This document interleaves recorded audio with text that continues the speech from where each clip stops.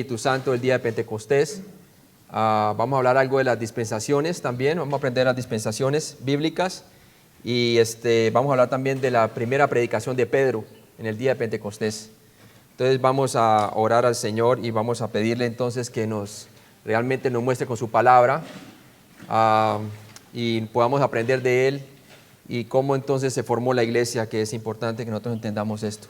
Padre Celestial, gracias por este día, la oportunidad que tenemos nosotros de estar reunidos aquí en tu nombre, Señor, y la libertad que tenemos de abrir las Escrituras y poder ver tu programa profético y podemos ver también cómo se formó la iglesia. Gracias por habernos comprado con tu sangre preciosa, Señor, a través de tu muerte y resurrección por nuestros pecados. Y gracias, Señor, porque a través de ese sacrificio grande y poderoso que tú hiciste por nuestros pecados y por medio del poder de tu resurrección, tú nos has dado una gran comisión, Señor, para que llevemos el Evangelio hasta lo último de la tierra, Señor. Tú nos has investido con poder desde lo alto, Señor. Desde el momento en que pusimos nuestra fe en Cristo, hemos recibido el Espíritu Santo, el cual nos ayuda a testificar acerca de ti. Bendícenos, pues, por medio de tu palabra en Cristo Jesús, te lo pedimos. Amén. Entonces vamos a continuar el panorama del Nuevo Testamento y vamos a ver la venida del Espíritu Santo. Y entonces vamos a ver lo que dice Hechos capítulo 2, versículo 7. Hechos 2:7, por favor, hermano, ¿puede leerlo? Y estaban atónitos y maravillados diciendo: mirad, ¿no son galileos todos estos que hablan? Ok, muy bien. Entonces vemos muy claramente que aquí en el libro de Hechos, vamos a verlo versículo a versículo, creo que él leyó capítulo 2, versículo 7, pero estamos hablando de que Hechos, a mí la parte que me corresponde va a ser el capítulo 2, básicamente. Básicamente la venida del Espíritu Santo abarca desde el capítulo 2 hasta el capítulo 7, la venida del Espíritu Santo y el testimonio en Jerusalén. Ahí es donde empezó entonces el Señor, empezó primero con los judíos, ¿verdad? La iglesia. Entonces vamos a ver qué es lo que abarca este periodo de la venida del Espíritu Santo y cómo sucedió. Hechos 2, del versículo 1 al 13, vemos el día de Pentecostés. Eso es lo que abarca el día de Pentecostés. En Hechos 2:1, por favor, ¿lo puede leer? Cuando llegó el día de Pentecostés, estaban todos unánimes juntos. Estaban todos unánimes juntos, tal cual como el Señor le ha dicho, que esperaran que recibieran poder de lo alto, ¿verdad? Y que esperaran en Jerusalén, ¿verdad? Entonces estaban allí, dice la palabra de Dios, que cuando llegó este día de Pentecostés estaban todos unánimes juntos. Entonces este evento se enfocó principalmente en los apóstoles, pero los 120 discípulos podrían haber estado presentes. Si leemos allí en Hechos capítulo 1:15, dice la palabra de Dios así, dice: en aquellos días Pedro se levantó en medio de los hermanos. Entonces ahí posiblemente estaban los 120, ¿verdad? Obviamente estaban ahí. Y los reunidos eran como 120 en número. Y dijo, ¿no? Y ahí comenzó entonces cuando fue que reemplazaron a Judas Iscariote, ¿verdad?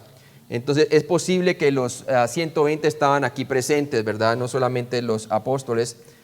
Entonces vemos claramente lo que dice la palabra de Dios allí. ¿Cómo se empezó la iglesia en el día de Pentecostés? Nos acordamos que Jesús había profetizado en la fundación de la iglesia en Mateo 16, ¿se acuerdan? Cuando Jesús les pregunta a ellos que ¿quién dice vosotros que yo soy? ¿Y qué dijo Pedro? Tú eres el Cristo, el Hijo del Dios viviente, ¿cierto? Y sobre esa profesión de fe, Cristo siendo la roca, Jesús hizo una promesa y dijo así también en Mateo 16:16. Y yo también te digo que tú eres Pedro, que es piedra pequeña, y sobre esta roca, hablando de Jesucristo mismo, edificaré mi iglesia, y las puertas del Hades, ¿qué dice? No prevalecerán contra ella, no prevalecerán contra ella. Entonces aquí vemos muy claramente cómo Dios estaba profetizando a través de Pedro la nueva dispensación de la era de la iglesia, ¿verdad? Y cómo Dios iba a formar un nuevo cuerpo espiritual que era la iglesia. Y bueno, aquí ocurrió en el día de Pentecostés. Entonces este evento se enfocó principalmente en los apóstoles, y aquí lo vemos claramente, y los 120 discípulos, que fueron los primeros que fueron bautizados con el Espíritu Santo, empezando la iglesia. Hechos 2:2, por favor. Y de repente vino del cielo un estruendo como de un viento recio que soplaba, el cual llenó toda la casa donde estaban sentados. Estos creyentes sabían que el Espíritu Santo vendría vendría y pacientemente esperaron a que se cumpliese la promesa de Jesús acerca de su llegada, ¿cierto? Él les había dicho en Hechos capítulo 1, 8, dice: pero recibiréis poder cuando haya venido sobre vosotros el Espíritu Santo, y me seréis testigos en Jerusalén, en toda Judea, en Samaria y hasta lo último de la tierra, ¿cierto? Entonces el Señor le estaba prometiendo eso antes de ascender al cielo. Y obviamente aquí estaban ellos siendo obedientes, creyéndole a su palabra, y estaban entonces a punto de recibir lo que es el bautismo del Espíritu Santo. Acordémonos que le ha dicho que el que estaba con ellos ahora estaría en ellos. Hechos 2:2a nos dice la palabra de Dios allí claramente.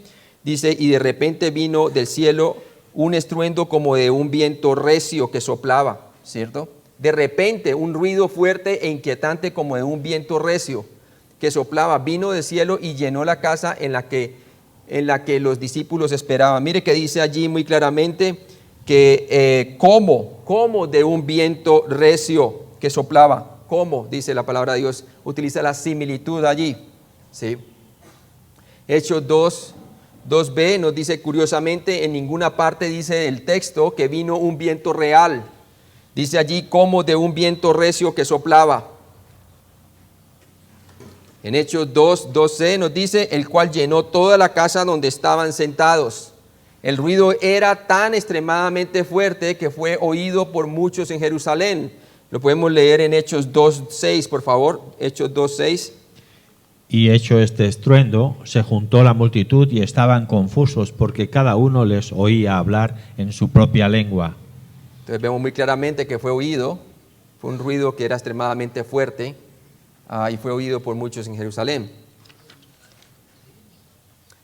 Veamos un poquito acerca de la cronología profética y los tiempos designados, porque Dios ha designado tiempos para todo, ¿verdad? Y vemos aquí en la gráfica, pues su primer advenimiento fue profetizado, tanto también su segundo advenimiento.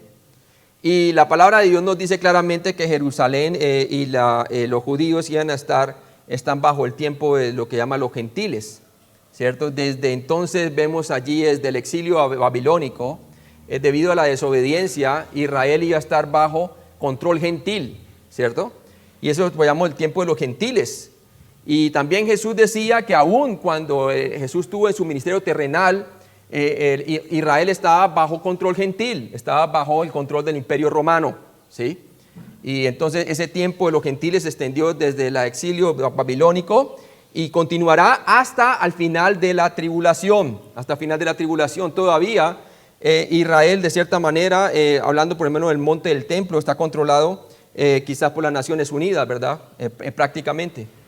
Ellos no tienen un dominio en sí de su propia tierra, como lo tenían antes, ¿cierto?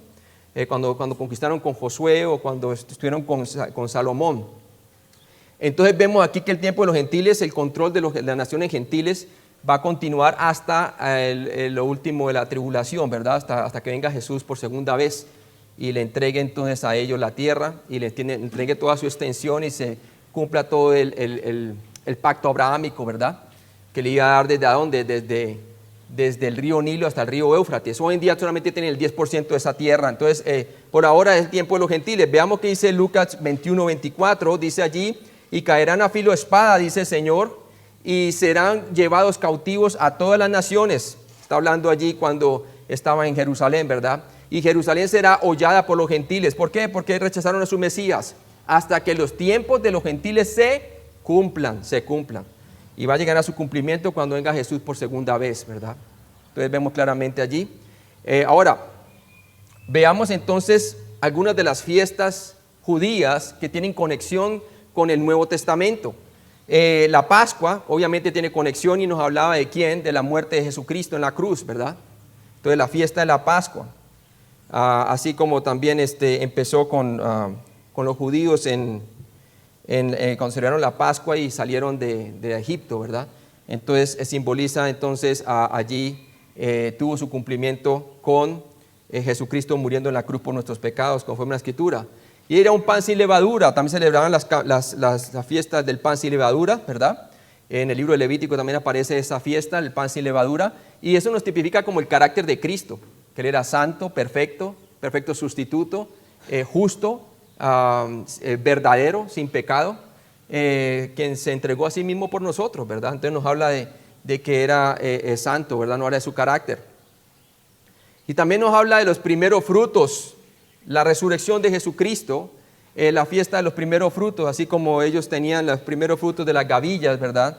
Y se los ofrecían al Señor, también Jesucristo vino a ser la primicia, ¿sí? La primicia. Y si pueden ver por ahí, por favor, allí hablando un poquito acerca de eso, pueden ver en sus Biblias los primeros frutos. Nos habla entonces de la resurrección de Jesús, siendo ¿quién? Cristo, las primicias, y luego los que son de Cristo en su venida. 1 Corintios 15, 23 nos dice la palabra de Dios claramente, ese versículo, ¿no? Primero es Cristo, que resucitó entre los muertos primero para nunca morir. Obviamente otros se levantaron también entre los muertos, pero volvieron a morir en el momento en que Él resucitó. Pero nosotros vamos a ser parte de esas primicias, la primera resurrección junto con el rapto. Entonces Cristo las primicias, luego los que son de Cristo en su venida, nosotros. Y también tiene que ver con 1 Tesalonicenses 4, del 13 al 18, que nos habla del rapto de la iglesia y cómo va a llevarse a cabo este cumplimiento, ¿verdad? Y luego entonces Jesús, después de haber ascendido al cielo, prometió enviar el Espíritu Santo. Y estamos en el día de Pentecostés, lo que estamos estudiando aquí en el libro de Hechos. Y ese fue el día de Pentecostés, celebrando la fiesta del Pentecostés, ¿cierto? La venida del Espíritu Santo. Ahí está la conexión con el Nuevo Testamento. Y da nacimiento ¿a quién? A Cristo en nosotros, la esperanza de gloria, dice la palabra de Dios, ¿cierto? Hablando de qué? De la edad de la iglesia. La edad de la iglesia o la era de la iglesia, ¿sí? ¿Y cómo concluye la era de la iglesia? Con el rapto de la iglesia, ¿cierto? Es inminente, que puede ocurrir en cualquier momento, pero no sabemos cuándo, ¿sí? En cualquier momento puede ocurrir. No se requiere ningún evento profético que anticipe su cumplimiento. Podía ocurrir en los tiempos de Pablo, como puede ocurrir en cualquier momento ahora, ¿verdad? Y entonces ahí se va a acabar lo que se llama la edad de la iglesia. Seremos raptados, dando conclusión a la fiesta de los primeros frutos, ¿verdad? Luego tenemos la tribulación, o los tiempos de angustia de Jacob, ¿verdad? También se conoce así. Y lo tenemos en Daniel 9 del 26 al 27, y nos dice así: y el pueblo de un príncipe que ha de venir destruirá la ciudad y el santuario, hablando durante la tribulación, el anticristo, ¿sí? Y dice allí, y su fin será con inundación, y hasta el fin de la guerra durará las devastaciones. Y por otra semana confirmará el pacto con muchos, hablando de los 7 años de tribulación. Y a la mitad de la semana hará cesar el sacrificio y la ofrenda. O sea que para entonces, a la mitad de la tribulación, tiene que estar levantado, ¿qué? El templo, ¿verdad? Para que haya una ofrenda y un sacrificio. Después, con la muchedumbre de las abominaciones, vendrá el desolador, hasta que venga la consumación y lo que está determinado se derrame sobre el desolador, ¿verdad? Hablando del juicio de que Cristo le va a traer a ese desolador. ¿Hablando de quién? Del anticristo, ¿sí?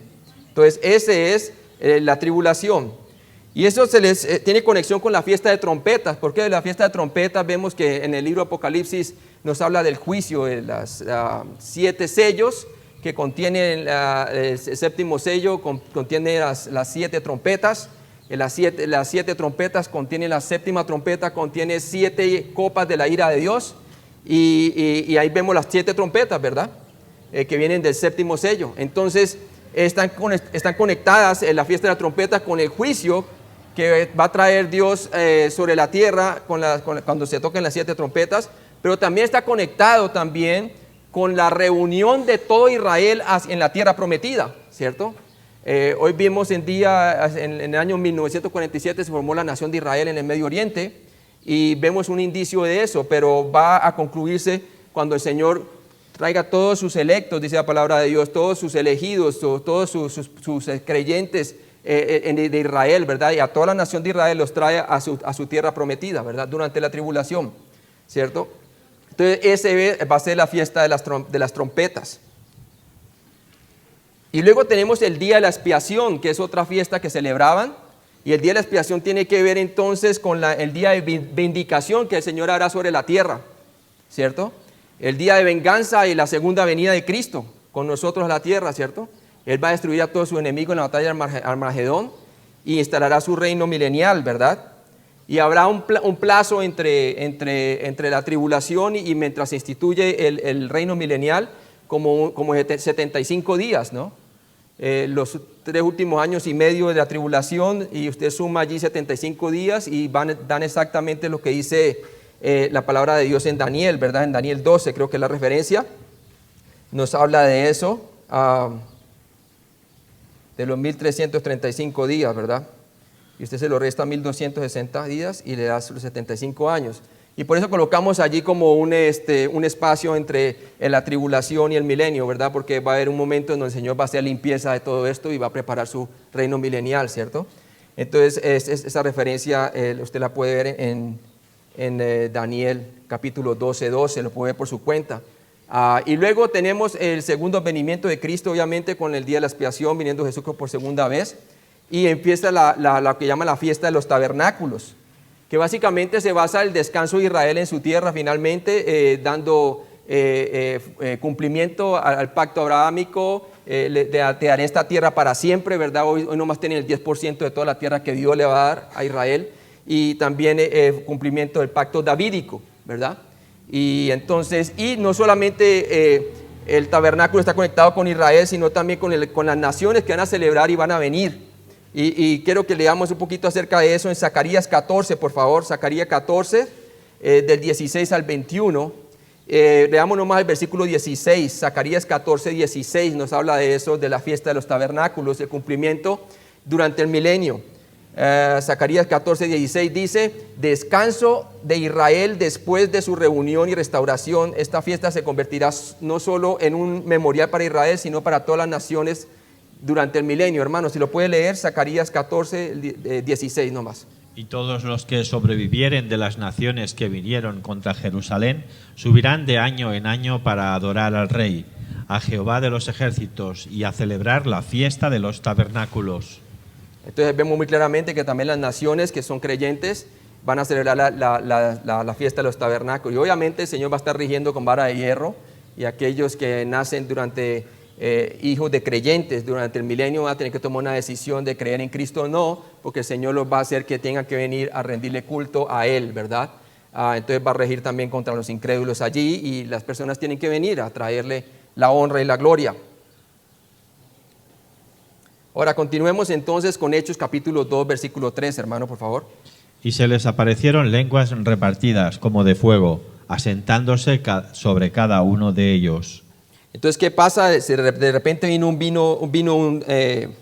del cielo un estruendo como de viento recio que soplaba, y les aparecieron lenguas repartidas como de fuego. Nuevamente está allí una similitud, como de fuego, ¿verdad? Asentándose sobre cada uno de ellos. Allí apareció lo que parecían ser como llamas, lenguas de fuego, que se repartían y descansaban sobre cada uno de ellos. Estas llamas o lenguas pudieron haber sido una manifestación de la gloria checaina o chequina del Antiguo Testamento, y a través del Espíritu Santo, quien es Dios, ¿verdad? ¿Se acuerdan allá en el tabernáculo con Moisés, que cuando entraba al tabernáculo bajaba la nube, ¿verdad? Y él hablaba allí con el Señor, ¿verdad? Mientras el pueblo observaba desde afuera, y Josué ahí junto a la tienda, ¿verdad? Entonces ahí vemos que puede ser una manifestación de lo que es la chequina gloria, ¿cierto? En el día de Pentecostés. Hechos 2:4, por favor. Y fueron todos llenos del Espíritu Santo, y comenzaron a hablar en otras lenguas, según el Espíritu les daba que hablasen. Entonces vemos que inmediatamente los discípulos hablaron lenguajes que no comprendían, pero podían ser entendidos por aquellos quienes lo hablaban, ¿cierto? Por favor, tenga en cuenta que estos lenguajes eran reales, comprensibles, existentes, lenguajes humanos. Eran lenguajes humanos. Si usted puede ver allí, como dice la palabra de Dios en el versículo 9, en el versículo 8 dice: ¿cómo pues les oímos nosotros hablar cada uno en nuestra lengua que le hemos nacido? Y dice allí: pardos, medos, elamitas, y los que habitamos en Mesopotamia, en Judea, en Capadocia, en Ponto y en Asia, en Frigia, en Panfilia, en Egipto, y en las regiones de África más allá de Cirene, y romanos aquí residentes, tanto judíos como prosélitos, cretenses y árabes, les oímos hablar en nuestras lenguas o idiomas las maravillas de Dios. Entonces eran lenguajes humanos, ¿verdad? Lenguajes, idiomas. Y vemos claramente, hermanos, que lo que había acontecido es que muchos de ellos habían nacido, judíos que estaban en la dispersión, ¿verdad? venían a celebrar lo que se llama la fiesta del día de Pentecostés, y muchos de ellos habían nacido allá, en sus países, en países gentiles, ¿verdad? En otros países. Y se reunían a celebrar en Jerusalén el día de Pentecostés. Entonces ellos escuchaban con su idioma que han aprendido de nacimiento de su otra nación las maravillas de Dios dichas por los apóstoles allí, ¿sí ve? Entonces ven claramente que eran lenguas existentes. Hechos 2:5, por favor. Moraban entonces en Jerusalén judíos, varones piadosos de todas las naciones bajo el cielo. Ahí está claramente, dice que moraban entonces en Jerusalén judíos, varones piadosos de todas las naciones bajo el cielo, ¿cierto? Habían representantes en ese momento de todas las naciones bajo el cielo. Cada año muchos judíos de todo el mundo se quedaban en Jerusalén desde la Pascua hasta el Pentecostés, 50 días aproximadamente, proporcionando la circunstancia perfecta para que el Evangelio se predicara y rápidamente se extendiera a las naciones, ¿sí? La gente, algunos, este concepto de la diáspora quiere decir la dispersión, pero usted tiene las aliyas, que son cuando ellos vienen a celebrar a su nación lo que se llaman las fiestas anuales, ¿verdad? Y una de estas es el día de Pentecostés. Hechos 2:6, por favor. Y hecho este estruendo, se juntó la multitud, y estaban confusos, porque cada uno les oía hablar en su propia lengua. ¿Estaban qué? Dice allí, confusos, hermano. Creó confusión, ¿verdad? Y ese tanto estruendo, y se juntó la multitud, dice la palabra. O sea que la multitud escuchó el sonido de la venida del Espíritu Santo a pesar de que no estaban en el lugar. Entonces vemos claramente que fue un evento, claro, obviamente milagroso. Hechos 2:7, por favor. Y estaban atónitos y maravillados, diciendo, mirad, ¿no son galileos todos estos que hablan? O sea que la multitud se quedó asombrada al oír a los galileos, que eran considerados incultos, hablando varios lenguajes o idiomas gentiles, ¿sí? Estamos hablando de personas que han venido del exterior, muchos de ellos viniendo del exterior, ¿verdad? En donde habían aprendido mucho de lo que es la cultura griega o la cultura romana, y ahora ven a los galileos como personas, claro, incultas y todo esto, hablando el mismo lenguaje de ellos, algo supremamente milagroso, ¿no? Entonces estaban realmente atónitos, asombrados de oír semejante cosa, ¿no? ¿Qué sería esto? Trajo la atención, ¿no? Una señal nuevamente, ¿para qué? Para confirmar la palabra de Dios. Acordemos que las señales que Jesús hizo y los prodigios fueron ¿para qué? Para confirmar su palabra, ¿sí? Fueron para confirmar su palabra, para que creyeran que Él es el Cristo, el Hijo del Dios viviente. Ahora ellos están, a través de esta señal que el Señor le estaba dando nuevamente una señal de que ellos eran quienes eran los discípulos del Señor Jesucristo, ¿cierto? Y a través de este milagro. Esta multitud de diversos orígenes se sorprendió al escuchar a estos hombres hablar sus lenguajes o idiomas nativos con fluidez. Estamos hablando aquí de que están hablando con fluidez. Y obviamente yo pienso que hasta ni acento se les sentía, ¿verdad? Porque se maravillaban, ¿verdad? El milagro fue hecho de una manera perfecta de parte de Dios. Entonces imagínense en esas circunstancias las personas cómo estaban de sorprendidas. Estos discípulos hablaron diversos lenguajes de todo el mundo, claro, el mundo de entonces, como vimos las naciones que yo estaba leyendo, ¿verdad? El don de hablar estos lenguajes no estaba en el oído del oyente, sino en la boca del que habla, como algunos sugieren. No, el milagro fue que ellos hablaban su idioma que habían aprendido, pero que el milagro estaba en el oyente. No, no es así, hermano. El Señor les dio cómo hablarlo. Era la persona que transmitía el mensaje, quien hablaba en diferente idioma, y no era en el oído de la persona. Las personas simplemente escuchaban en su propio idioma, ¿verdad? Hechos 2, del 9 al 11. Por favor, ¿puede leerlo? Partos, medos, elamitas y los que habitamos en Mesopotamia, en Judea, en Capadocia, en el Ponto y en Asia, en Frigia y en Panfilia, en Egipto y en las regiones de África más allá de Cirene, y romanos aquí residentes, tanto judíos como prosélitos, cretenses y árabes, les oímos hablar en nuestras lenguas las maravillas de Dios.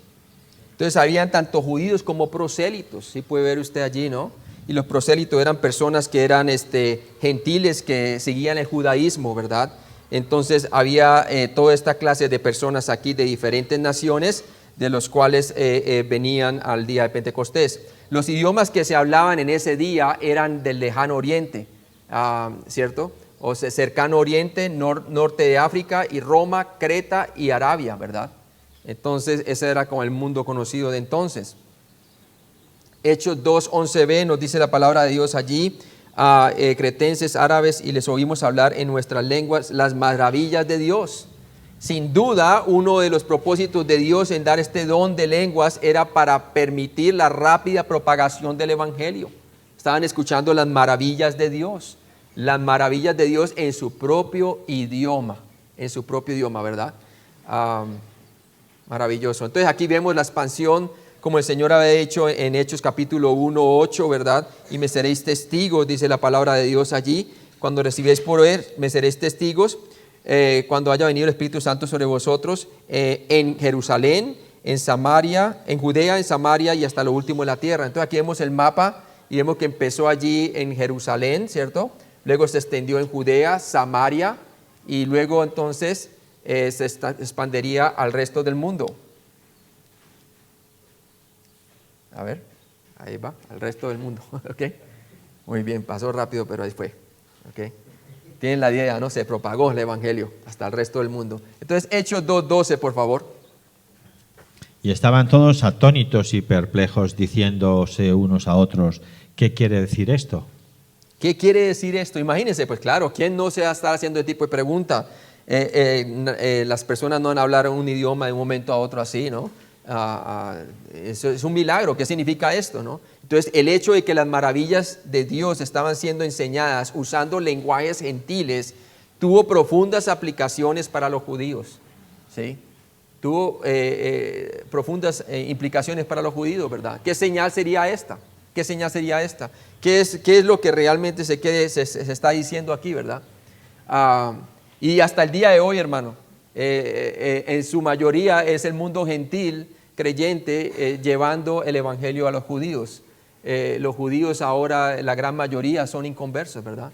Y hasta el día de hoy sigue siendo así, ¿no? Como una señal de juicio, como vamos a ver más adelante. Isaías 28:11, ¿lo puede leer, hermano, por favor? Porque en lengua de tartamudos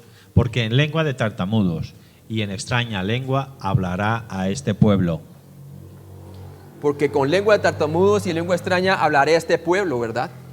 Y ese era lo que el Señor quería, la intención que tenía Él, ¿verdad? Muchos años antes, en el año 730 antes de Cristo, Isaías había profetizado que los lenguajes gentiles serían usados para comunicar el mensaje de Dios al pueblo de Israel, ¿sí? O sea que es fascinante ver cómo el Señor entonces iba a utilizar a los apóstoles y a los 120 que estaban allí posiblemente a que hablaran entonces en lenguajes foráneos, en lenguajes gentiles, el mensaje de las maravillas de Dios. Imagínense cuando las naciones, cuando Israel cada vez estaba siendo invadida por naciones gentiles, ¿verdad? Y caía en cautiverio. El mensaje de escuchar un mensaje foráneo o idiomas de otras partes, ¿verdad? De gentiles, para ellos era señal de juicio, ¿verdad? Señal de juicio, de desobediencia. Entonces nuevamente el Señor está utilizando aquel mensaje que ellos mismos habían rechazado, el mensaje del Evangelio, lo estaba utilizando como mensaje de juicio para ellos, ¿verdad?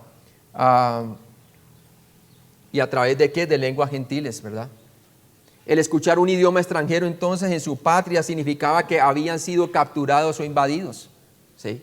Habían sido capturados e invadidos. Cada vez que eran exiliados, cada vez que eran en el Antiguo Testamento o eran invadidos, sabían muy bien que era señal de juicio cuando escuchaban toda esta gente hablando un idioma que ellos no podían entender, ¿verdad? Ahora el Señor le está hablando con un idioma que ellos sí podían entender, pero con un mensaje que ellos mismos habían rechazado, ¿sí? El escuchar un idioma extranjero en su patria significa entonces que habían sido capturados o invadidos. Dios diseñó estos idiomas extranjeros para declarar su juicio, tanto para los dirigentes como el pueblo de Israel, ¿sí? Como el pueblo de Israel.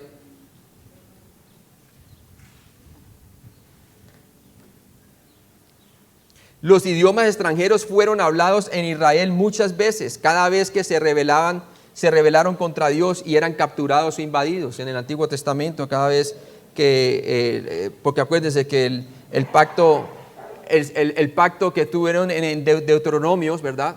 Decía muy claramente que cada vez que desobedecían les querían caer maldiciones, ¿verdad? Y serían invadidos por naciones gentiles.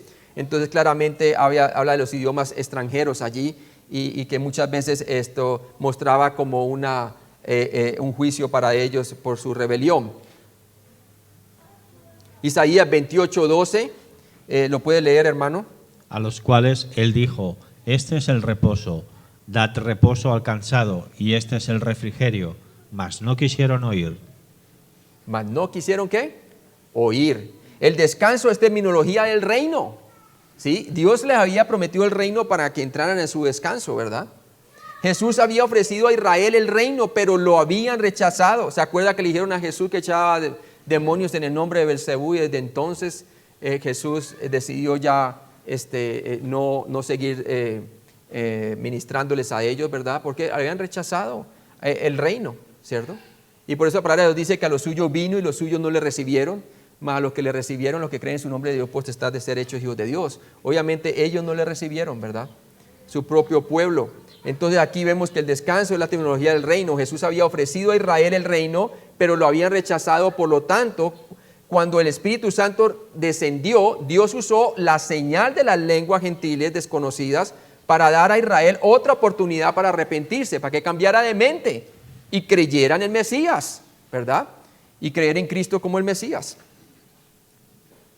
Isaías 28:13. Por favor, ¿lo puede leer? La palabra, pues, de Jehová les será mandamiento tras mandamiento, mandato sobre mandato, renglón tras renglón, línea sobre línea, un poquito allí, otro poquito allá, hasta que vayan y caigan de espaldas y sean quebrantados, enlazados y presos. Entonces la palabra pues de Jehová les será ¿qué? Como quien dice, un poquito allí, un poquito allá, será bla, bla, bla, como cansancio, ¿sí? Algo rechazado, hasta que vayan y caigan de espaldas y sean quebrantados, enlazados y presos, ¿sí? Entonces vemos claramente que algunos lo iban a tomar así y le dirían a ellos: están llenos de mosto, están borrachos, ¿verdad? Pero habrían otros que sí creerían en él. Pero hermano, vamos a ver que van a ser 3,000 los que van a ser salvos, ¿verdad? Pero vamos a ver que eso, en cuanto a la mayoría de gente que había allí, no era la mayoría, hermano, ¿sí? El mensaje fue rechazado en masa. Entonces ellos iban a caer presos de su propio rechazo, ¿verdad? Cuando Israel no escuchó el mensaje de Dios, Él les dio una señal de su juicio en la forma de lenguajes o idiomas extranjeros, ¿sí? Y aquí está su cumplimiento en el día de Pentecostés. Mucha gente de repente hablando lenguajes extranjeros constituyó un acontecimiento sorprendente y un obvio intento por parte de Dios para obtener toda la atención de Israel, ¿sí? Una señal más, ¿verdad? Pero esta vez señal de juicio. Hechos 2:13a nos dice la palabra de Dios: mas otros, burlándose, decían: están llenos de mosto. El hablar de los discípulos en idiomas que sonaban extraños o no hebreo causó que algunos pensaran que estaban borrachos. Esto no puede ser cierto de que están borrachos, hermano, ¿sí? Fue burla, ¿sí? Hechos 2:13b: la gente inconversa no entiende la obra de Dios y ellos les parece una locura. En casos como estos, Satanás ama el tratar de confundir lo que Dios está haciendo. Y así es, ¿verdad? Leamos 1 Corintios 1, el 27 al 29, por favor.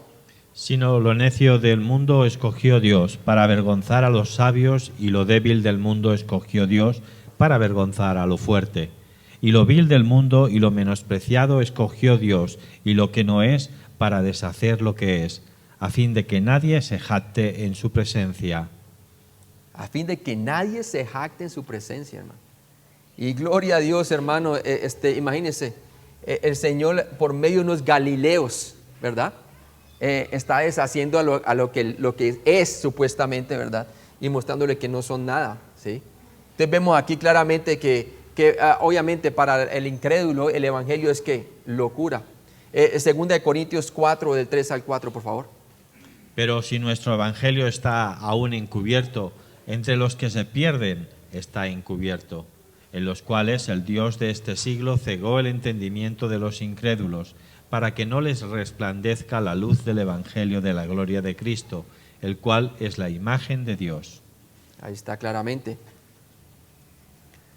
Hechos 2, del 14 al 40. Y vamos a estar hablando aquí de la primera predicación de Pedro, ¿verdad?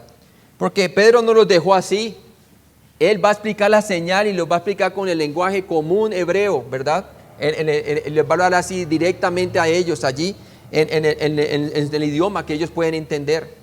La primera predicación de Pedro la tenemos entonces desde Hechos capítulo 2, del 14 al 40. Y entonces vamos a verla por partes. Imagínense lo que Dios está haciendo de Pedro, ¿verdad?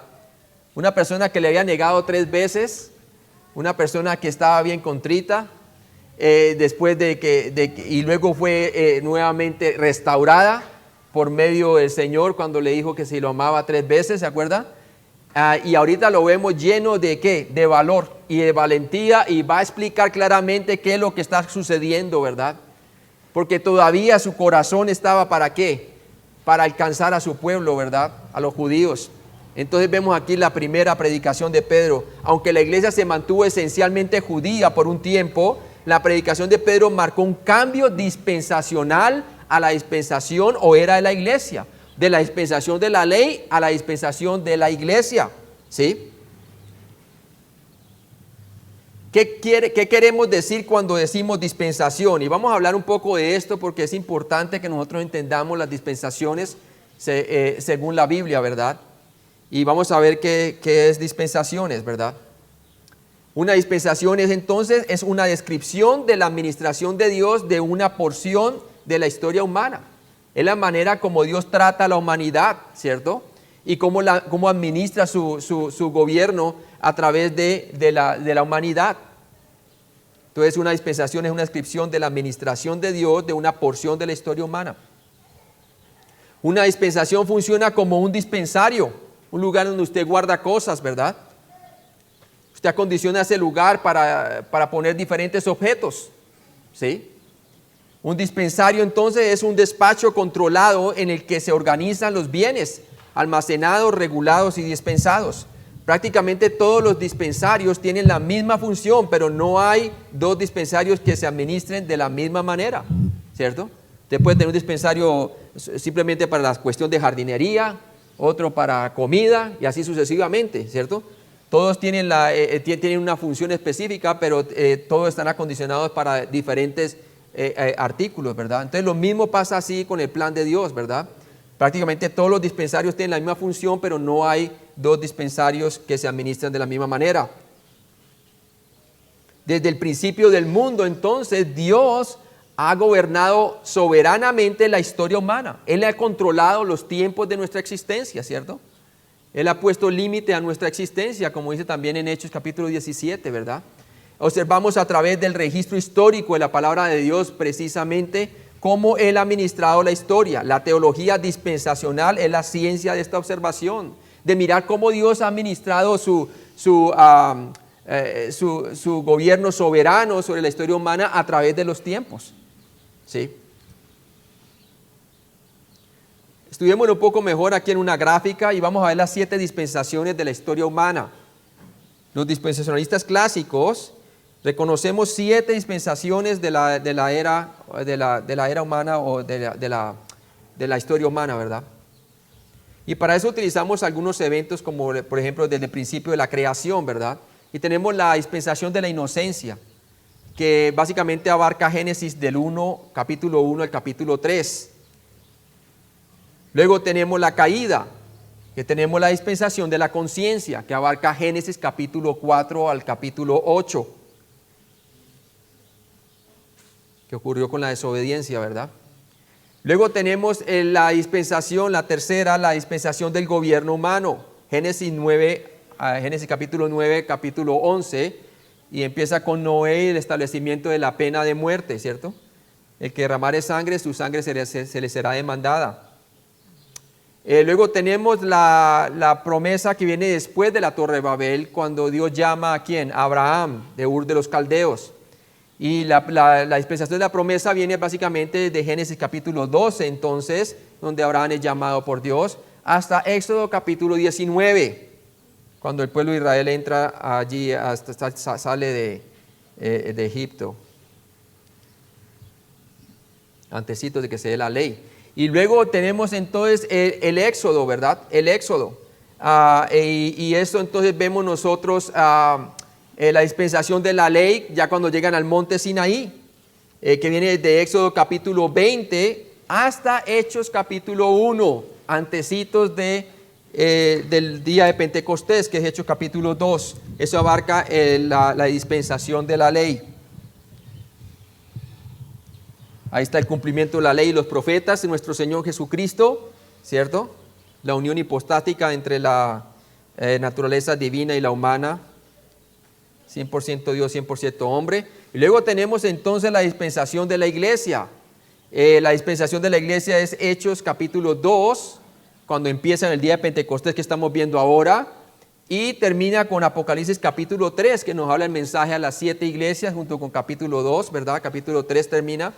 Y entonces hasta ahí se acaba la dispensación de la iglesia, y con el 4.1, que es una figura, de Apocalipsis 4.1, una figura del rapto, ¿verdad? Ven y sube, ¿no? Entonces muestra claramente que llega hasta allí, la dispensación de la iglesia, termina con el rapto de la iglesia. Aproximadamente son 6.000 años de historia en la iglesia actual, ahorita como estamos en este año, hacia atrás, 6.000 años desde la creación, ¿verdad? Aproximadamente. Luego ocurrirá el rapto de la iglesia en un momento, en un cerrar de ojos, en un abrir y cerrar de ojos, a la final trompeta. En cualquier momento puede ocurrir el rapto de la iglesia. Y luego entonces tenemos la tribulación de 7 años sobre la tierra. Después de eso tiene la segunda venida de Cristo, con nosotros los santos a la tierra. Y tenemos la última dispensación del milenio, que empieza desde Apocalipsis capítulo 4 hasta el capítulo 20:10, ¿sí? O sea que la dispensación del milenio abarca parte de la tribulación y terminará entonces con el milenio 20:10, ¿verdad? Entonces ahí tiene usted las 7 dispensaciones: inocencia, conciencia, gobierno, promesa, ley, iglesia y milenio, ¿no? La teología dispensacional. Una persona es dispensacional en su teología en la medida que emplee fielmente la interpretación literal de las Escrituras en su estudio de la palabra de Dios. La eliminación de esta base fundamental destruye la teología dispensacional, ¿sí? Como dispensacionales debemos de reconocer que aquellas profecías que están puestas literalmente deben de tener un cumplimiento literal. No debemos de espiritualizar lo que está claramente expresado en la Escritura como algo literal. Como por ejemplo el pacto abrahámico, dice: yo te daré la tierra desde el río Egipto hasta el río Éufrates y te la daré para siempre, ¿sí? Porque esta otra teología que se llama la teología de pactos, o también que a muchos de ellos utilizan lo que se llama la teología del reemplazo, en donde espiritualizan muchas cosas y confunden a Israel con la iglesia, y que son dos entes totalmente diferentes, ¿verdad? Entonces vemos muy claramente que debemos tener una interpretación literal de los textos que son literalmente y que tienen cumplimiento literal. El pacto davídico también tiene su parte literal y debemos tomarlo literalmente tal cual como es. Va a haber un reino milenial literal. No estamos en el milenio ahora, como dicen algunos, ¿verdad? La teología dispensacional busca mostrar la unidad del plan de Dios al explicar las diferencias en su administración de las varias eras o épocas de la historia humana y la falta de contradicción en aquellas diferencias.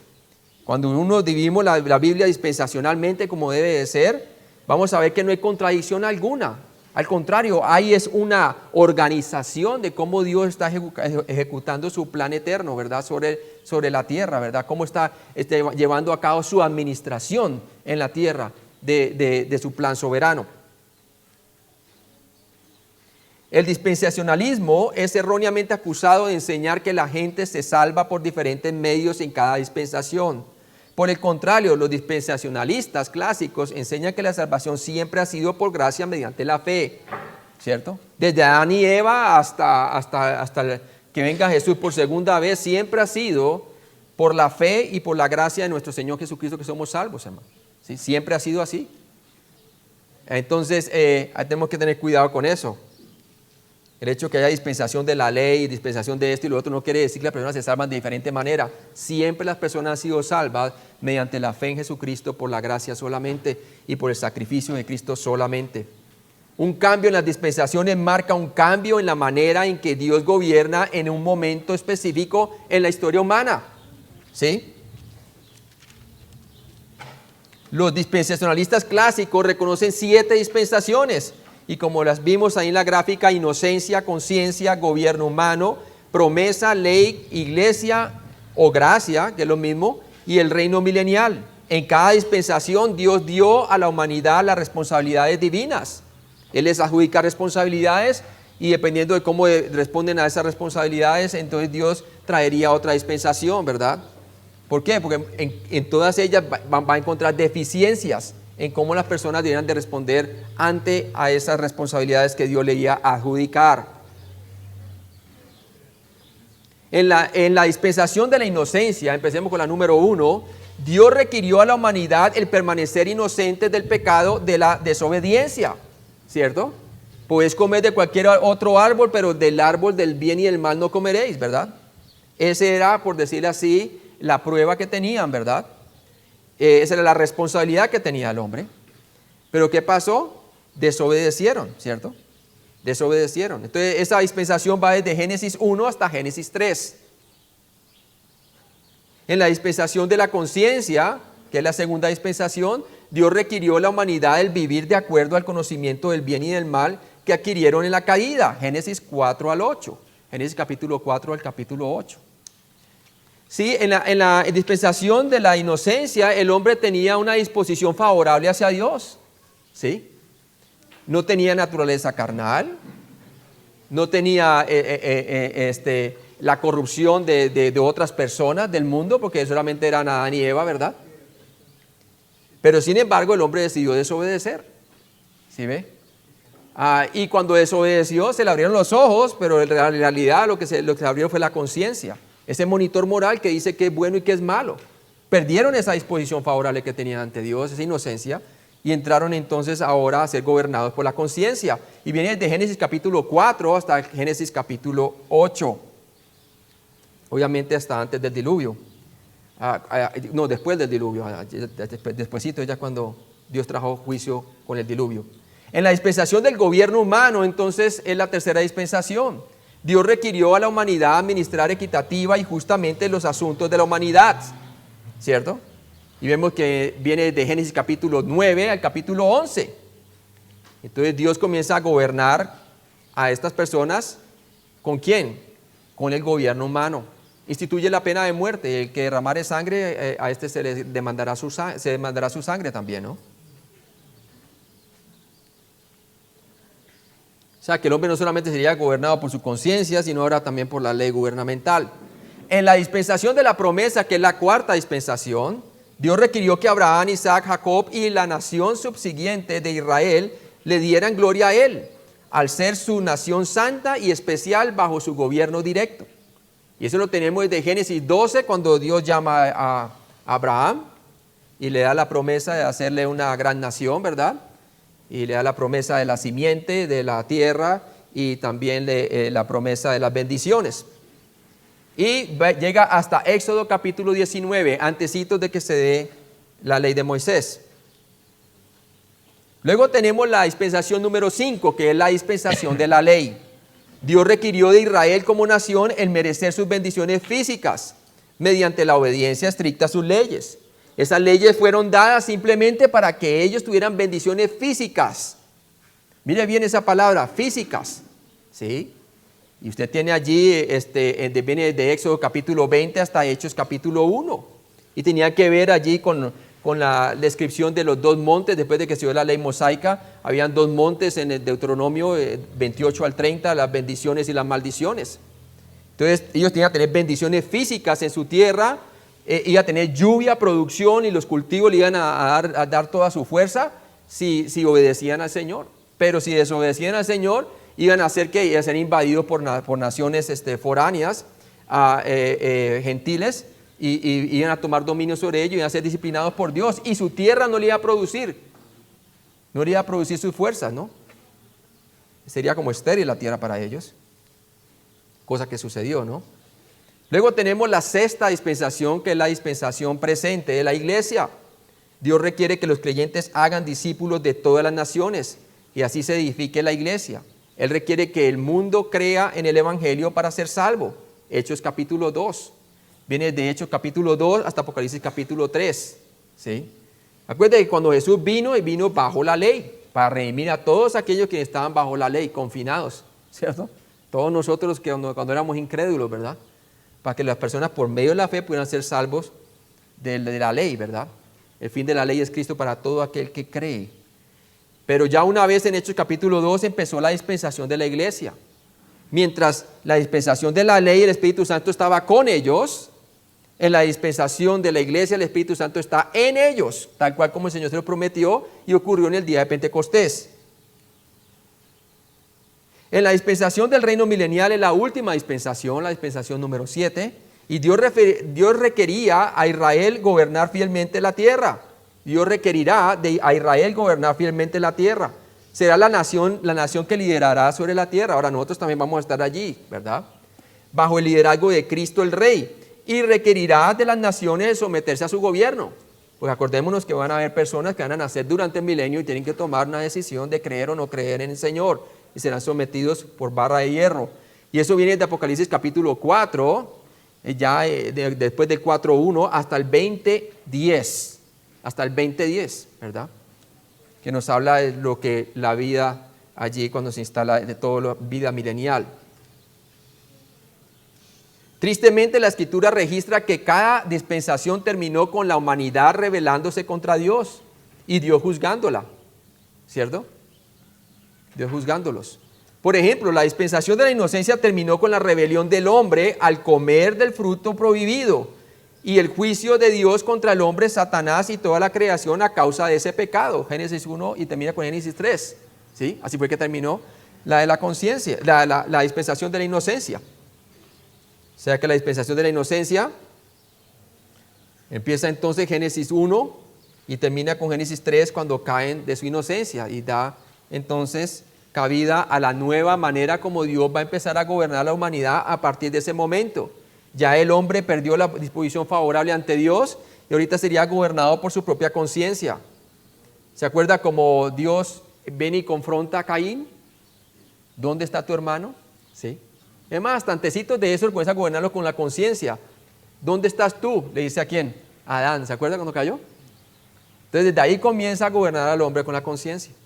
La dispensación de la conciencia entonces terminó con la humanidad pensando continuamente el mal y el juicio de Dios a través del diluvio universal. Génesis 4 al Génesis capítulo 8. En Génesis capítulo 6 nos dice que el continuo pensar del hombre era ¿qué? Mal continuamente, sí. A pesar de que tenía la conciencia, ese monitor moral que Dios le ha puesto a cada individuo.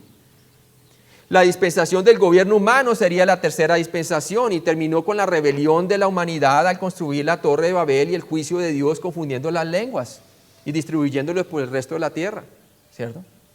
¿Qué hizo Dios en la dispensación del gobierno humano? Bueno, si ellos fracasaron en ser gobernados por su conciencia, entonces ahorita le iba a poner también, como la maldad era continuamente antes del diluvio, entonces ahora iba a controlar ciertamente la maldad instituyendo la pena de muerte, ¿sí? ¿Y qué pasó? El hombre falló también en esta dispensación, a pesar de tener la pena de muerte más la conciencia. Y ahorita entonces Dios lo iba ¿cómo se llama? A juzgar, o básicamente, sí, le iba a traer juicio confundiendo sus lenguas. ¿Y cómo? Dispersándolos a través de la tierra. Entonces tenemos la dispensación de la inocencia en la gráfica. Tenemos la conciencia de Génesis capítulo 4 al capítulo 8. Y tenemos entonces la del gobierno humano, que se instituyó después del diluvio, Génesis 9 hasta el capítulo 11 con la Torre de Babel. Luego tenemos la dispensación de la promesa. Terminó con los hijos de Jacob viviendo en la tierra como los paganos y el juicio de Dios llevándolos a Egipto para la eventual esclavitud. Dios también juzgó a Egipto por oprimir a su nación. O sea que empieza desde Génesis 12 dándole la promesa a Abraham de hacerle una gran nación, la promesa de la tierra, la bendición y la simiente, ¿verdad? Y entonces termina con cayendo en cautiverio egipcio, ¿verdad?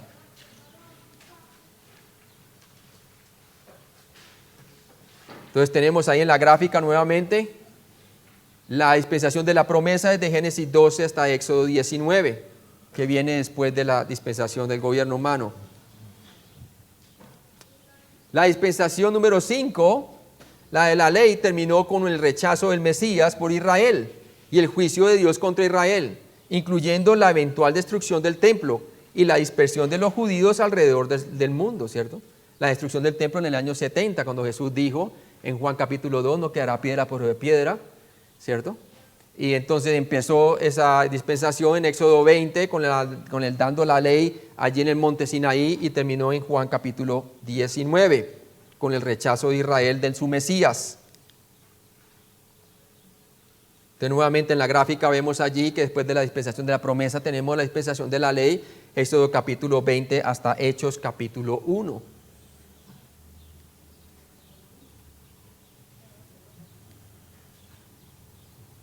Luego tenemos la dispensación número 6. Esta dispensación terminó con la apostasía desenfrenada. Es la dispensación entonces de la iglesia. Va a terminar con la apostasía desenfrenada cerca del tiempo del rapto. La iglesia será juzgada en el tribunal de Cristo, y los inconversos enfrentarán el juicio de la tribulación. ¿Sí? Como dice Daniel 9:24, por favor, hermano. 70 semanas están determinadas sobre tu pueblo y sobre tu santa ciudad, para determinar la prevaricación y poner fin al pecado, y expiar la iniquidad, para traer la justicia perdurable y sellar la visión y la profecía, y ungir al santo de los santos. Entonces claramente termina entonces la dispensación de la iglesia con el rapto de la iglesia, y dando principio a la tribulación sobre la tierra, como lo dice Daniel 9:24, ¿verdad? Y también vemos, eso está entre los capítulos de Apocalipsis, capítulo 6 al capítulo 19. Entonces claramente está allí. ¿Y qué tiempo abarca la iglesia? Hechos capítulo 2, Apocalipsis capítulo 3, con la descripción de las 7 iglesias en Asia que Dios da al apóstol Juan desde la isla de Pasmos. Entonces vemos claramente allí la dispensación de la ley, Éxodo 20 a Hechos 1, y luego vemos entonces la dispensación de la iglesia, Hechos capítulo 2 con el día de Pentecostés, y estamos viendo el libro de Hechos, hasta Apocalipsis capítulo 3 y las 7 iglesias del libro de Apocalipsis.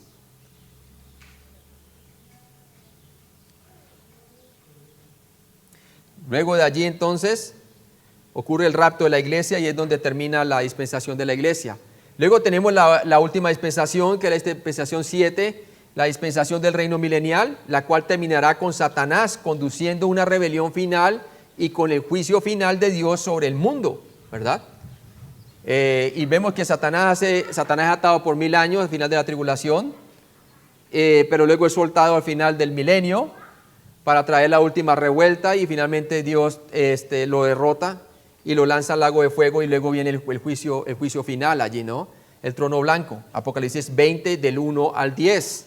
En donde Dios juzgará a todos aquellos quienes no fueron escritos en el libro de la vida, fueron lanzados al lago de fuego. Entonces ahí vemos las 7 dispensaciones de la historia humana. Inocencia, nuevamente Génesis 1 al 3, conciencia, Génesis 4 al 8, capítulos, del gobierno, Génesis capítulos 9 al 11, promesa, Génesis 12 a Éxodo 19, ley, Éxodo 20 a Hechos 1, iglesia, Hechos 2, Apocalipsis capítulo 3, y el milenio, la última dispensación, la dispensación número 7, Apocalipsis capítulo 4 al capítulo 20, versículo 10. Entonces ahora, entendiendo esto, vamos a responder esta pregunta: ¿por qué se marca el comienzo de la iglesia en Hechos 2 y no más tarde en Hechos? ¿Sí? Que hay algunas personas que tratan de colocar la iglesia al principio, lo colocan por lo menos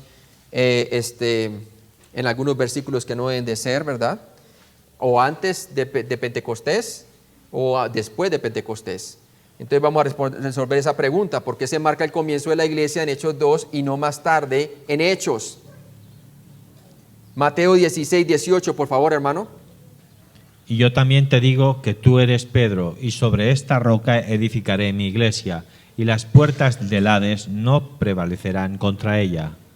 Entonces claramente el Señor había enfatizado que Él iba a edificar su iglesia, ¿verdad?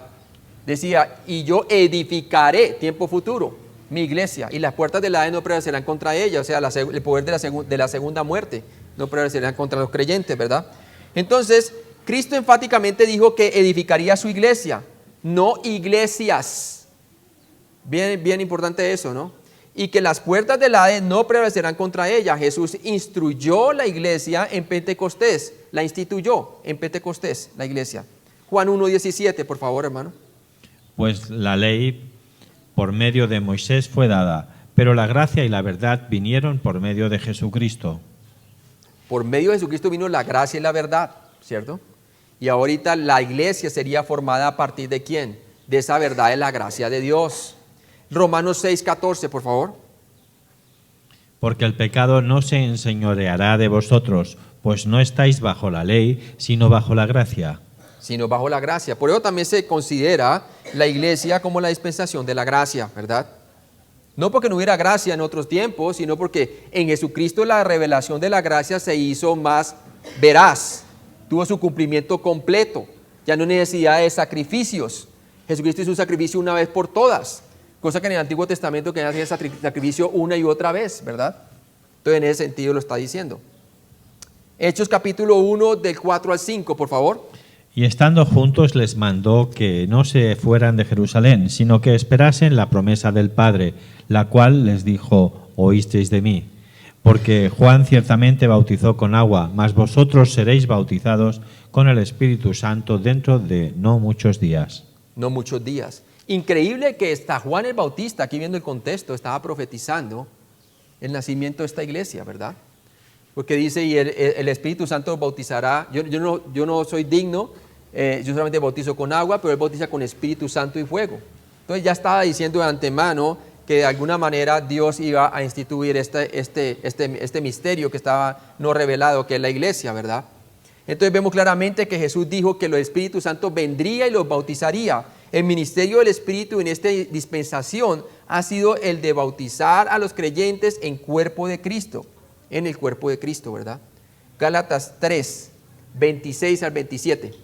Pues todos sois hijos de Dios por la fe en Cristo Jesús, porque todos los que habéis sido bautizados en Cristo, de Cristo estáis revestidos.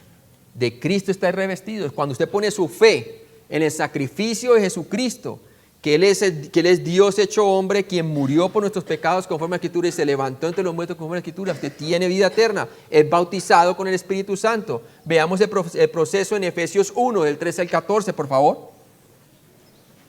En él también vosotros, habiendo oído la palabra de verdad, el evangelio de vuestra salvación, y habiendo creído en él, fuisteis sellados con el Espíritu Santo de la promesa, que es las arras de nuestra herencia hasta la redención de la posesión adquirida, para alabanza de su gloria.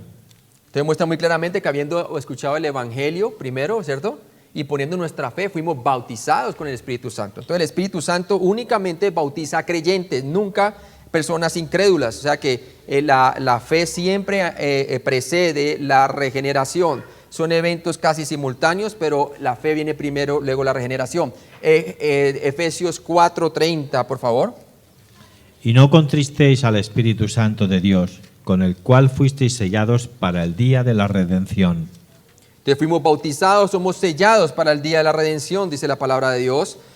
También lo vemos otra referencia, yo la puedo leer allí en Romanos capítulo 6, y voy a leerla, nos dice 6 del 3 al 4, nos dice la palabra de Dios, ¿o no sabéis que todos los que hemos sido bautizados en Cristo Jesús, hemos sido bautizados en su muerte? Porque somos sepultados juntamente con Él para muerte por el bautismo, a fin de que como Cristo resucitó de los muertos por la gloria del Padre, así también nosotros andemos ¿en qué? En novedad de vida, ¿sí? Entonces andamos en novedad de vida porque hemos sido bautizados con el bautismo que Él nos bautizó, que es el bautismo del Espíritu Santo. Veamos un poquito de neumatología. El bautismo del Espíritu Santo. La única y verdadera identificación del creyente con la muerte, sepultura y resurrección del Señor Jesucristo. Eso es el bautismo del Espíritu Santo. Es nuestra única y verdadera identificación del creyente con la muerte, sepultura y resurrección de Cristo. Él testifica a nuestro propio espíritu que somos hijos de Dios. Y aquí vemos una verdad posicional. ¿Sí? Romanos 6:11.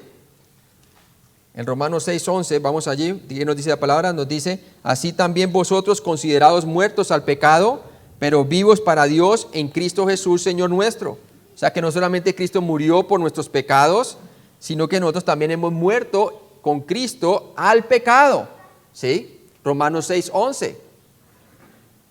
Con la muerte de Cristo. Romanos 6:6 nos dice, sabiendo esto, que nuestro viejo hombre fue crucificado juntamente con él, para que el cuerpo del pecado sea destruido, a fin de que no sirvamos más al pecado. Acuérdense que la palabra destruido significa que queda fuera de uso o queda, ¿cómo se dice? ¿Cómo? Inoperante, gracias. Queda inoperante, ¿sí? Entonces no debemos por qué servirle la carne, ¿cierto? Porque ya ha quedado inoperante debido a la muerte que tuvo Cristo por nosotros. Él separó allí, de cierta manera, separó el cuerpo de pecado, hablando de la naturaleza pecaminosa, de tener dominio sobre nosotros. Ahora nos podemos poner bajo su esfera, sí, pero no tenemos por qué servirle. Ya las cadenas han sido rotas por medio de la muerte de Cristo. También tenemos entonces la sepultura de Jesucristo, y en Colosenses 2, del 9 al 12 nos dice la palabra, porque en Él habita corporalmente toda la plenitud de Dios, de la deidad, y vosotros estáis completos en Él. Es una verdad posicional, estamos completos en Él, que es la cabeza de todo principado y potestad. Muchas veces nos hace sentir a nosotros que nos falta algo, ¿verdad? Pero no, hermanos, posicionalmente estamos completos en Él. Por lo tanto, estamos habilitados para vivir una vida de santificación, una vida de gloria, una vida de llevar fruto, como estábamos hablando en Juan capítulo 15, ¿cierto? Una vida fructífera. Podemos llevar una vida gozosa, una vida abundante, que Jesús dijo, yo he venido para que tengan vida y la tengan en abundancia. Dice que Él es la cabeza de todo principado, porque estamos completos en Él, y potestad. En Él también fuiste circuncidados, con circuncisión no hecha de mano, al echar de vosotros el cuerpo pecaminoso carnal en la circuncisión de Cristo, sepultados con Él en el bautismo, en el cual fuisteis también resucitados con Él mediante la fe en el poder de Dios que le levantó de los muertos. Por eso el Señor les dijo, recibiré poder de lo alto y seréis ¿qué? Testigo en Jerusalén, Samaria. Les dio poder, y Dios nos ha dado ese poder cuando pusimos nuestra fe en Cristo. ¿Sí? Estamos completos en Él. Entonces hemos muerto a la muerte de Cristo, hemos resucitado con Él juntamente, y ahorita podemos vivir la vida que Cristo nos ha dado, la vida eterna desde ahora mismo, la podemos vivir, vivir como embajadores aquí en la tierra. Podemos extraer cosas que pertenecen a la vida eterna y vivirlas en comunión aquí, y podemos reflejar la vida de Cristo acá. Y vivimos por el poder de su resurrección. Romanos 6:4 nos dice, porque somos sepultados juntamente con Él para muerte por el bautismo, a fin de que como Cristo resucitó de los muertos por la gloria del Padre, así también nosotros andemos en vida nueva. Constantemente nos debemos de identificar con su muerte y resurrección, no solamente para ser salvos, sino para continuar siendo salvos ¿de qué? Del poder del pecado, del poder del pecado. Ya fuimos salvos de la condenación o de la pena del pecado. Ahorita podemos ser salvos del poder del pecado de una manera práctica, nuestra santificación práctica. Y la ascensión, estamos completos en Él también. En la ascensión es una verdad posicional, porque en la estimación de Dios lo que es verdadero de Cristo es verdadero de mí. ¿Sí? Si Cristo murió por mí, resucitó entre los muertos y ascendió al cielo, allá es nuestra posición. Y en Efesios capítulo 1 nos habla de que ya tenemos nuestra ciudadanía en los cielos, ¿verdad? De la cual podemos extraer cosas que pertenecen a la vida eterna. En la estimación de Dios estamos ya. Lo único que nos ataja es este cuerpo mortal. Pero dentro tenemos un nuevo hombre que se va renovando día a día, dice la palabra de Dios. En el conocimiento de la palabra de Dios. Tenemos la mente de Cristo.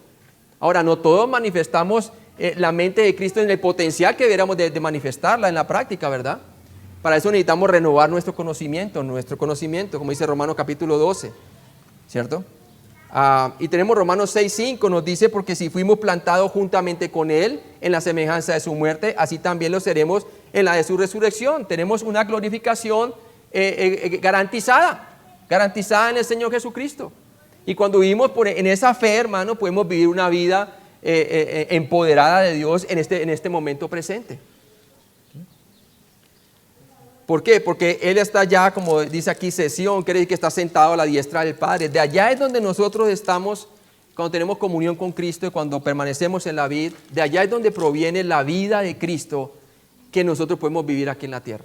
¿Sí? Entonces el bautismo del Espíritu Santo es propio de la era de la iglesia y no sucedió antes de la iglesia. ¿Sí? Y ya lo vimos en Efesios capítulo 3, del 5 al 6, que es un misterio, ¿verdad? Un misterio que en otras generaciones no se había dado a conocer. O también como Colosenses 1, el 26 al 27, nos dice que es el misterio que había estado oculto desde los siglos de las edades, pero que ahora ha sido manifestado a los sus santos, entre los gentiles, que es Cristo en vosotros, la esperanza de gloria. Qué bueno, la esperanza de gloria, hermanos, ¿sí? Jesús habló a sus discípulos sobre el ministerio del Espíritu Santo en Hechos capítulo 1, 5, ¿verdad? Porque Juan ciertamente bautizó en agua, pero Él bautizó con el Espíritu Santo. Continuemos entonces, Hechos 2, 47, en el Textus Receptus, dice, y el Señor añadía cada día a la iglesia, en el griego eclesía, los que habían de ser salvos. ¿Sí? Hechos 5, 11, por favor. Hermano. Y vino gran temor sobre toda la iglesia y sobre todos los que oyeron estas cosas. Entonces, y vino gran temor sobre toda la iglesia, la eclesía. Este versículo demuestra que el principio del libro de los Hechos, la iglesia ya existía. ¿Sí? Ya existía la iglesia. O sea que empezó en el capítulo 2. Hechos 11, del 15 al 18, nos muestra que cayó el Espíritu Santo sobre ellos también, como sobre nosotros al principio. Entonces me acordé de lo dicho por el Señor. Juan ciertamente bautizó en agua, mas vosotros seréis bautizados con el Espíritu Santo. La iglesia de Cristo es su cuerpo. El hombre llega a estar en el cuerpo de Cristo mediante el bautismo del Espíritu Santo que comenzó en Pentecostés. Así es como se dan cuenta los judíos cuando judíos creyentes iban predicando junto con Pedro, se dan cuenta que el evangelio era para los gentiles cuando veían que sobre ellos también era dado el Espíritu Santo. Así como en el principio, hablando del día de Pentecostés.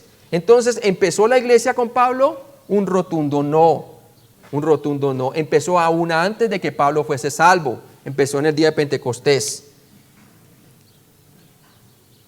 Romanos 16, 7, por favor, hermano. Saludad a Andrónico y a Junias, mis parientes y mis compañeros de prisiones, los cuales son muy estimados entre los apóstoles y que también fueron antes de mí en Cristo. Parte del ministerio del Espíritu Santo es el colocar a las personas en Cristo. Andrónico y Junias estaban en Cristo antes que Pablo. 1 Corintios 15, 9. Porque yo soy el más pequeño de los apóstoles, que no soy digno de ser llamado apóstol, porque perseguí a la iglesia de Dios. Pablo declaró que antes de ser salvo persiguió a la iglesia de Dios. Y por eso les dije que antes de la conversión de Pablo ya la iglesia estaba establecida. Esa era la misma que él perseguía. Porque yo soy el más pequeño de los apóstoles, que no soy digno de ser llamado apóstol, porque perseguí a la iglesia de Dios. Y eso lo tenemos la referencia en Hechos 8:3, por favor, hermano. Y Saulo asolaba la iglesia y entrando casa por casa arrastraba a los hombres y a las mujeres y los entregaba en la cárcel. Entonces claramente se ve la evidencia allí. ¿Habían allí dos iglesias, una judía y una gentil? No, siempre ha existido, existe y existirá una sola iglesia, que es el cuerpo y la esposa de Cristo. Efesios 1, del 22 al 23, Cristo se ha hecho por cabeza sobre todas las cosas, a la iglesia singular allí, la cual es su cuerpo, la plenitud de aquel que todo lo llena en todo. Cristo tiene un solo cuerpo, no muchos cuerpos. Tiene un solo cuerpo, hermano. Efesios 4, del 3 al 4a, nos dice: solícitos en guardar la unidad del Espíritu en el vínculo de la paz. Un cuerpo y un espíritu. El único cuerpo que Cristo siempre ha sido conformado por judíos y gentiles. El único cuerpo de Cristo siempre ha sido conformado por judíos y gentiles. Efesios 2:18, por favor. Porque por medio de él, los unos y los otros, tenemos entrada por un mismo espíritu al Padre. Ahí está, claro. Primera de Corintios 12:13. Porque por un solo espíritu fuimos todos bautizados en un cuerpo, sean judíos o griegos, sean esclavos o libres, y a todos se nos dio a beber de un mismo espíritu. O sea que sin importar la etnia, sin importar la riqueza o el estatus social o el sitio geográfico, todo creyente, toda persona que pone su fe en Jesucristo como Señor y Salvador, cree en su muerte y resurrección por sus pecados, es bautizado por el Espíritu Santo y hace parte de esa iglesia, la eclesía. Ok, vamos a parar allí y vamos a orar. Padre Celestial, gracias. Gracias por enseñarnos aquí cómo tú formaste la iglesia, Señor. El saber que esa promesa que tú diste a los apóstoles, Señor, que serían bautizados por el poder del Espíritu Santo. Y nosotros hacemos parte de esa dispensación de la era de la iglesia, Señor. Y es un privilegio nosotros poder ver hacia atrás lo que tú ya has hecho, Señor. Y ahora todos nosotros estamos revestidos de ese poder para ser testigos en Judea, en Samaria y hasta el resto del mundo, Señor, incluyendo también Jerusalén. Y Señor, te pido, Padre, para que nosotros sepamos que ese privilegio no lo tenían algunas otras personas en la dispensación de la ley, antes de la cruz, todas las dispensaciones antes de la cruz. Pero ahora nosotros gozamos de esta dispensación, Señor. Pero con tanto privilegio que tú nos has dado, pues obviamente tenemos responsabilidades, Señor, de alcanzar al mundo entero, Señor. Y gracias porque por cada uno de nosotros que hemos recibido el Espíritu Santo mediante la fe en Jesucristo, hacemos parte de esta eclesía, Señor. Ayúdanos pues a propagar el Evangelio, Señor, a ser testigos en todo lado, Señor, para que tu nombre sea glorificado, Padre. En Cristo Jesús te lo pedimos. Amén.